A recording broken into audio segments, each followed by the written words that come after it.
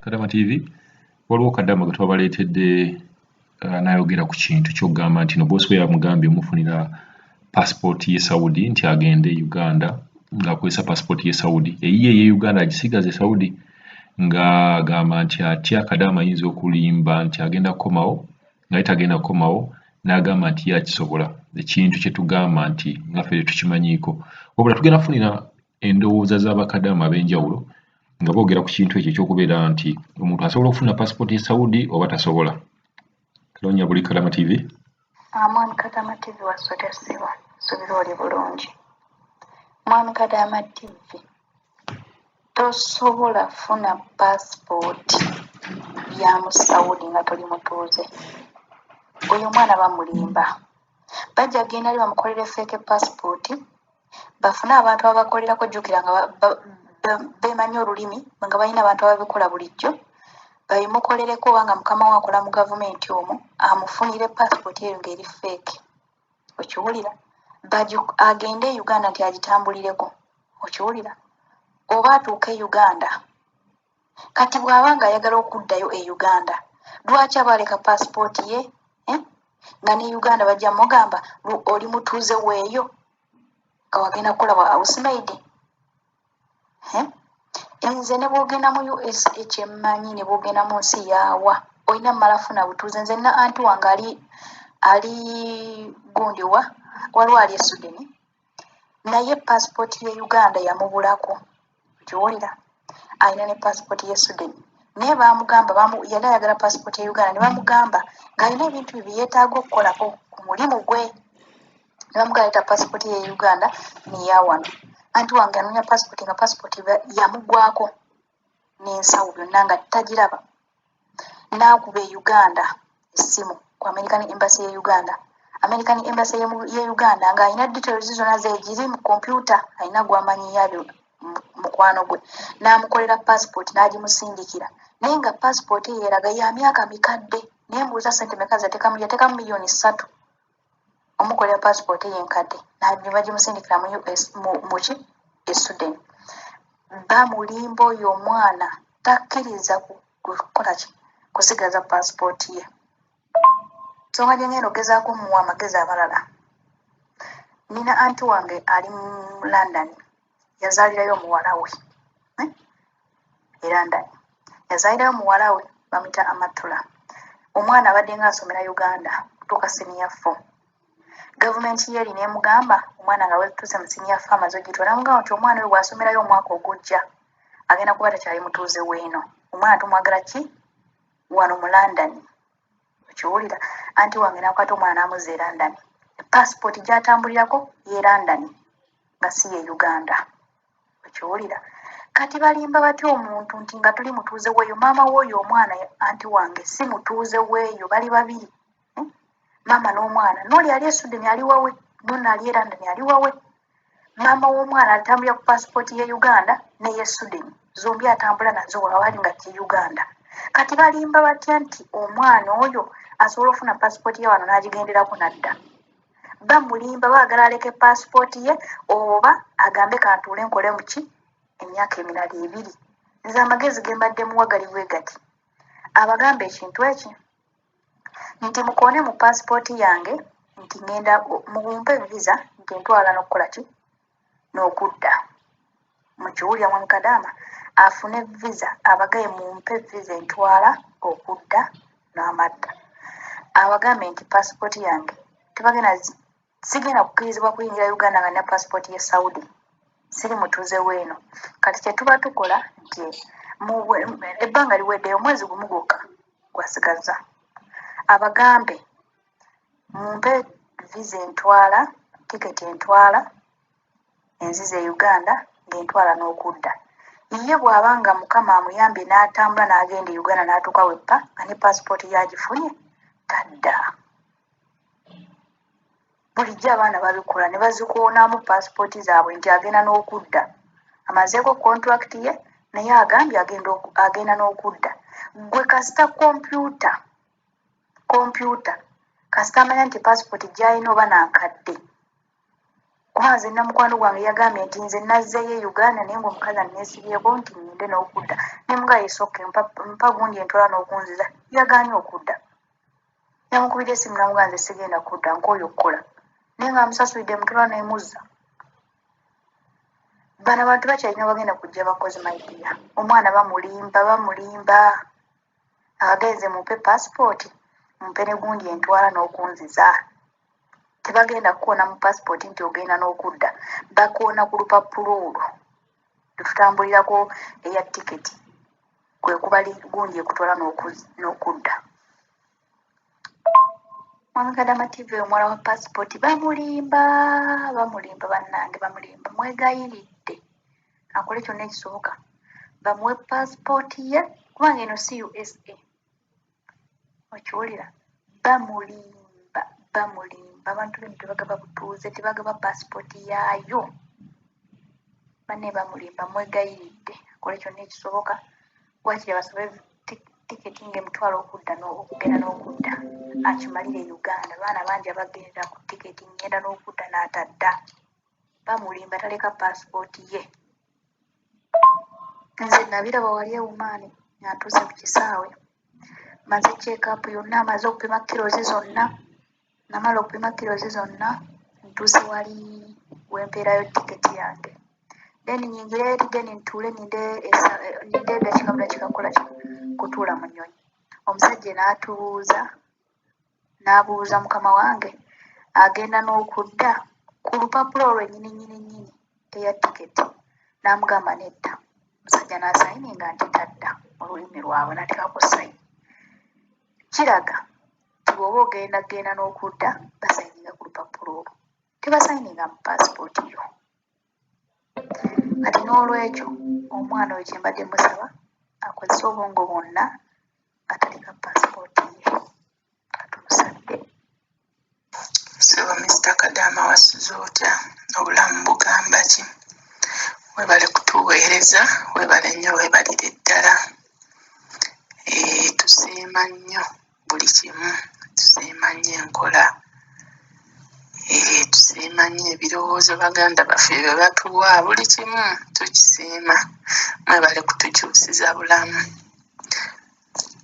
kaakati nze mbadde nteesa ku kyoyo omuwala gwe bagambye mbu nno bagenda mmufunira paasipooti eyeeno Saudi Arabia abeere ng'agifulumirako e Uganda mbu asobole okudda ekyo takitya naye ate nga tebeera paasipooti kubanga nze nnyina sisita wange yakolerako muno mu Saudi boosi we paasipooti ye neemubulako naye alina akatabo ke baamuwa teyali paasipooti naye kaali katabo baamuwa akatabo keyafulumirako okukomawo e Uganda era naye nga bamulimbye mbu simanyi ako kojja okukola ki kojja okuddirako kaakati ayinza okuba nga ayagala boosi we agende afune ako akatabo oba alimbeyo bamuwaako akatabo omuwala oyo asobole okukafulumirako ng'amubuzaabuziza mbu ogenda kukola ki kukomerawo kwako akatabo kubanga ako akatabo era oba osobola okukomawo nako oba osobola okukomawo nga era tolina paasipooti naye ate nga kizibu nnyo okufuna paasipooti y'ene Saudi nga tozaaliddwayo toli muwalabu waayo ekyo kizibu era kya bulimba naye nga nze akatabo nakalabako sisita wange keyajjirako naye nga paasipooti ye yali yabula ku boosi n'abeera nga nfunira ako akatabo n'ekirala zino paasipooti kati essaawa eno zetuyina zigenda kubeera okudda era nga tekyakola kubanga tugenda kuba tulina okufuna ate paasipooti empya kati ze bagaba kati n'olwekyo ekyo takifaako ne bwe bamugamba nti paasipooti ye bagikoonyeemu alina okudda era ekyo takifaako kubanga era agenda kufuna paasipooti empya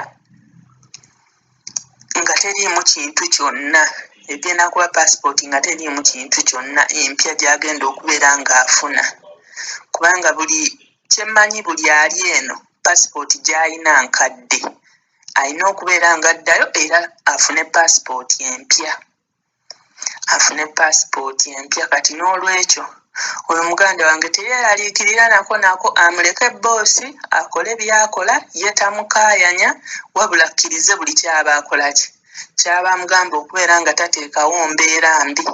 Bw'anaaba amufunidde ako katabo agende, era ajja kubeera ng'asobola okukalagayo ku embasi yaffe, era bajja kuba bamuwa passport empya. Bajja kuba bamuwa passport empya, ekyo kyo nkikkiriza, kubanga sisita wange era bwe yagendayo n'ako akatabo ku internal affair era baamufunira passport endala. Kati n'olwekyo noono akkirize, ayinza okuba ako akatabo kayagala omufererako amulimbireko nti passport, naye ng'ako akatabo boosi yakafunira sisita wange n'abeera ng'asobola okufuluma, kubanga contract ye yali yaggwako naye ng'ate passport yabawulako. Geego amagezi nze ge muwadde nti tabeeramu kweraliikirira na kutya kwonna, wabula ye boosi amuleke akole byonna byakola. Kubanga era bw'obanga olina ako akatabo obeera tokkirizibwa kgenda mu nsi yonna ndala, era okuleka Saudi yokka. Naye ate obeera osobola okukatwala ku internal affair ne bakuwa passport ye Uganda. Kati n'olwekyo oyo muganda wange tatya, ate tebamufeera tagenda kufuna passport. Oba kale nzijukira oba kaaliko kaali awo bwe katyo naye ng'ate teyali passport. Ebyo Mr. Kadaama ebyange. So yamuleke embeera yonna gy'ayagala omuteerawo agiteekewo, naye ate ono ye tateekawo mbeera yakulaga nti ngenda sikola sidda, eyo tagiteekawo. Byebyo ebyange Mr. Kadaama. Ekirala Mr. Kadaama, olaba abo babboosi b'oyo bateekeddwa okuba nga passport bagimisplacinga, kati tebamanyi waweeri, balaba amazeeko aweza ayagala kuddayo, kati nabo bennyini bibeera bibasobedde. Kuba baba balina okugenda balipootinga oba ku embasi yaabwe, bamanyi oba gye babaweera akatabo, ate ne bamanya ne bagenda ne ku embasi ya Uganda nayo ne bakakoonamu sitampu. Kati bibasobedde naye nga bamubuzaabuza ssebo, teri passport gye bagenda mufunira. Olaba n'okufuna obeera munnayuganda n'ogenda ku internal affair okufuna passport era oyita mu mitendera mingi, naye ate olwo yeeno nga toli mutuuze weeno, tekisoboka. Ebyo bya bulimba. Bamugambe kimu nti passport yawo yatubulako, naye tugenda kufunira akatabo k'ogenda ofulumira. Kuba ako akatabo nze kyenkamanyiko kiri kimu nti okafulumirako n'ogenda, era ne woba oyagala kudda ng'oddamu eno ensi era osobola okukakomerawo, era obeera osobola okukomerawo mwaka akatabo. Okuleka ng'ogenda kati nga bwagambye mwagenda Dubai, kibeera tekisoboka. Mu nsi endala zonna kiba tekisoboka, okuggyako ng'ojja eno awo kiba kisoboka. Naye nga bali mu kumubuzaabuza, ako akatabo ke bagenda omulimbiralimbira, batandika omumupokerapokera atuuke e Uganda atye. Ate nze bantama n'okuntama, kuba ekisooka batwesibako nga bakyatwagala. Naye ate singa agamba nti okomawo, njagala okomewo onkolere nange nja kwongezaako ku musaala, awo ogambako akali. Naye babeera baagala era okomewo ku ezo ssente, osigale ng'obakolera ku ezo ssente. Ekyokusigala nga tubakolera ekyo kyo bakyogerako, naye tasobola kugamba nti sigala onkolere nange ngenda kwongeza ku ssente. Ekyo halaamu, ekyo tasobola kikugamba. Aba ayagala ggwe omugambe nti ogenda kunnyongezaako ku ssente, atandika okukucunya wamu n'okutulugunya, era batono.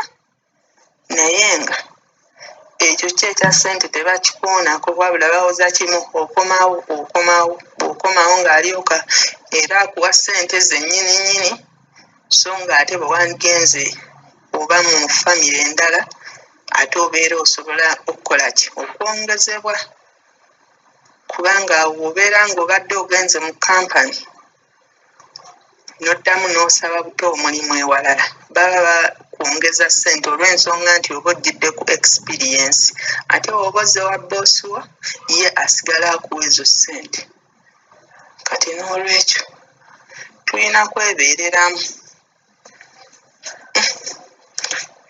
kwebeereramu nze gye ndaba tewali kirala.